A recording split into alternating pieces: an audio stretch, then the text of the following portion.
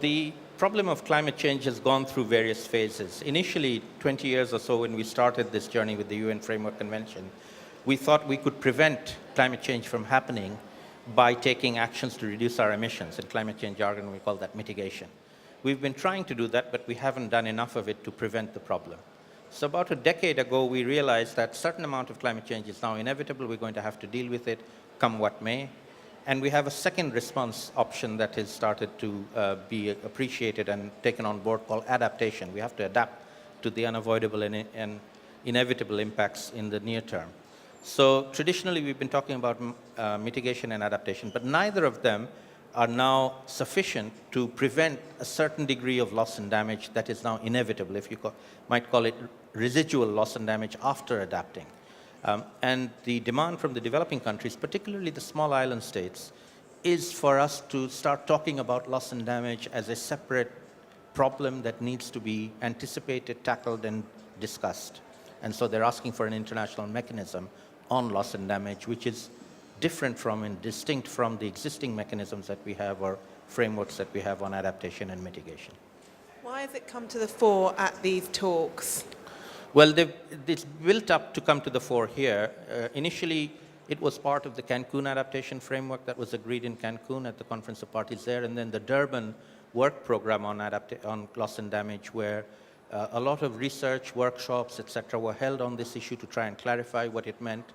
That culminated in Doha last year at the COP in discussions on a text, an agreement on loss and damage, which was one of the issues that went into the overtime hours of Doha and was only resolved at the last minute by agreeing the Doha text.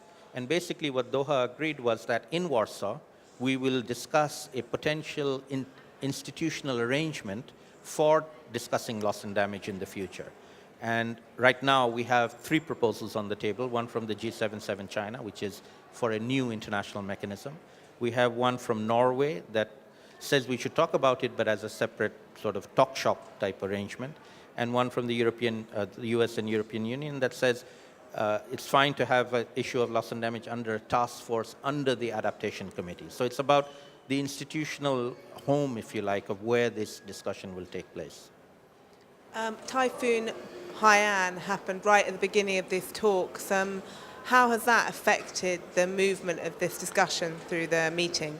I think Typhoon Haiyan and in addition, Yeb Sano's emotional speech in the plenary from his heart and his own family being affected by Haiyan, I think raised the tone of discourse here in terms of showing the desperation and the urgency, and his personal fast here in Warsaw has put a spotlight on this. In another sense, on the loss and damage topic, Haiyan also illustrates what developing countries have been arguing, that it isn't adaptation, it's beyond adaptation. And in this case, the Philippines is actually fairly well adapted to typhoons. They get over 20 of them a year. They have early warnings. They have shelters. Normally, you wouldn't hear about them. But in this case, people did get the warning. They did go to the shelters, and then they died in the shelters because shelters were inadequate for the magnitude of Haiyan, which was an unprecedented magnitude typhoon. Now, this is going to be not unprecedented in future, and this illustrates to us just very starkly the difference between being adapted to normal events and not adapted to unusual events, which are now going to be the new norm. And so we need to talk about loss and damage that are inevitable and unavoidable now. I think you said everyone's happy to talk about loss and damage. Can you explain again, in layman's terms, what the different countries are proposing we actually do about it? Well, to put it in layman's terms, one of the fears behind the reason for the rich countries to not want a mechanism is the fear that agreeing to a mechanism here in Warsaw will lay them open eventually for claims of liability and then compensation, which it might happen. So it's a legitimate fear on their part, but it isn't a reason to stop the discussion here, because loss and damage is reality. For them to bury their heads in the sand and refuse to recognize reality, in my view, is very short-sighted. But can those countries, the developed countries, really sign up for a mechanism that could mean them paying out billions of dollars well into the future. Wouldn't that be irresponsible of them for their Well, if they're voters? responsible, then I would say it's irresponsible of them to Yeah. pay for their sins. No, it's not irresponsible. I would say the opposite. It's irresponsible for them to cause damage and then not refuse to pay for it. So, but we're not going there. The proposal on the table in Warsaw is not for compensation, not for liability. It's just for a mechanism for discussing these things in the future. One point. Second point, loss and damage is not just in developing countries. Loss and damage happens even in the rich countries. I live in London. We had a storm the other day, blew my roof off. Unprecedented storm. Now, in the US, when they had Hurricane Sandy in the Northeast, the 3 states of New York, New Jersey, Connecticut, and the city of New York presented a bill for loss and damage to the US Congress of $80 billion. Congress gave them $50 billion, loss and damage, after the event. These are staggering amounts. In America, in the rich countries, everybody's going to suffer loss and damage. It's in our interest to collectively think about how we're going to deal with these issues in the future. And how can we deal with them other than compensation? There are many ways other than compensation. There is solidarity. Bangladesh expresses solidarities with the victims of Sandy. We can help them organize themselves. It's not a one-way street, and it's not all money. We can do knowledge sharing. We can learn from each other in terms of early evacuation, helping each other in times of crisis. There are many, many more ways to express solidarity with human beings than simply giving them money. You said yourself that this could affect people all around the world. I mean, how do you make sure that it's not a never-ending checkbook? Well, again, you jump to money when we're not talking money. Okay, so what we are talking about is we don't like loss and damage. We want to minimize loss and damage. The more mitigation we do, the less loss and damage we'll have. The less mitigation we do, the more loss and damage we'll have. The more adaptation we do, the less loss and damage we have. The less adaptation we do, the more loss and damage we have. So we want to minimize loss and damage by doing more mitigation, doing more adaptation. We're not taking away from them. But we are saying that there's going to be some inevitable loss and damage all over the world, rich countries, poor countries, and we need a forum in which we can discuss how are we collectively, globally, going to deal with this problem. It's a global problem, we need global solutions, and it's not about just giving a bill to somebody to pay. And that's a very bad framing of it, because that makes them scared to talk about it. And that's what I was trying to get to the core of, to explain to people how you can discuss loss and damage whilst giving them reassurance that you can control the spending. Do you think you can do that here? Absolutely. As I keep repeating, we are not talking money here, we're talking a mechanism to talk about things. And the reason why people jump to money, I was told by a journalist here that his editor has told him not to use the word loss and damage about the Warsaw talks, but to talk about a compensation fund, because that's what they understand, that's what they want to talk about, and it's not that.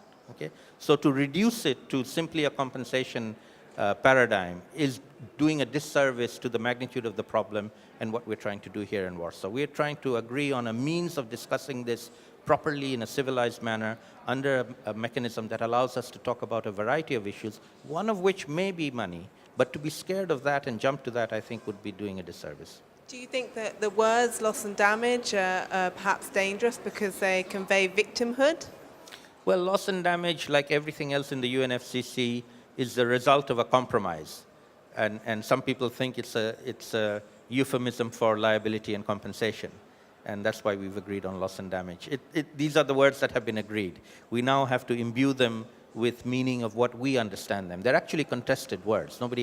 We don't have an agreed definition of what is loss and what is damage and what's the difference between loss and damage. These are contested. We're going to have to work them out.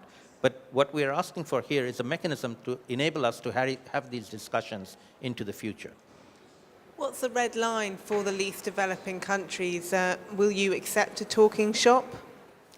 Well, so far, up to the arrival of the ministers, the negotiators have been extremely united, from the small island states, the least developed countries, the Africa group, supported by the larger developing countries group, G77, spoken with one voice, extremely united. The ministers have now arrived, they've been briefed, they've all said that they're going to take a hard line. We shall see how hard they can maintain their unity till the end or not. You said the UN is all about compromise. How do you see the compromise panning out at the end of this meeting? Well, in my view, for the developing countries to accept anything less than the mechanism they're asking for, which might be seen as a compromise by others, is actually a loss. It isn't a great demand. We're not talking money. We're not asking for compensation. We're just asking for a decent mechanism to have these discussions under.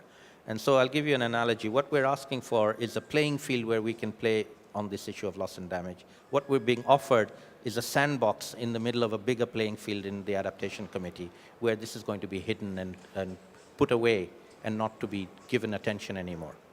And for the people in developed countries who are following this, what will it mean for them signing up to this loss and damage mechanism? Well, for people who are not necessarily representing their governments in all countries, including the rich countries, I say it's an issue we all need to talk about, because as I just mentioned, if you live in a developed country, you are as likely to suffer loss and damage as a Bangladeshi. Okay, I live in London and I suffered loss and damage from a climatic event. We all are going to be victims. We all can be victims. We all need to be discussing together a common problem and not see it in terms of us and them. Isn't it up to individual governments to sort this out, though? It's very difficult to imagine how the UN, without money, compensation, can really do anything about loss and damage. Well, as I said, we can minimize loss and damage by doing more mitigation, which is what we need countries to do. We can minimize loss and damage by doing more adaptation, which countries have promised to do, and rich countries have promised poor countries to do. So the global body can do a lot to minimize loss and damage. We don't want loss and damage to happen. We want to minimize it.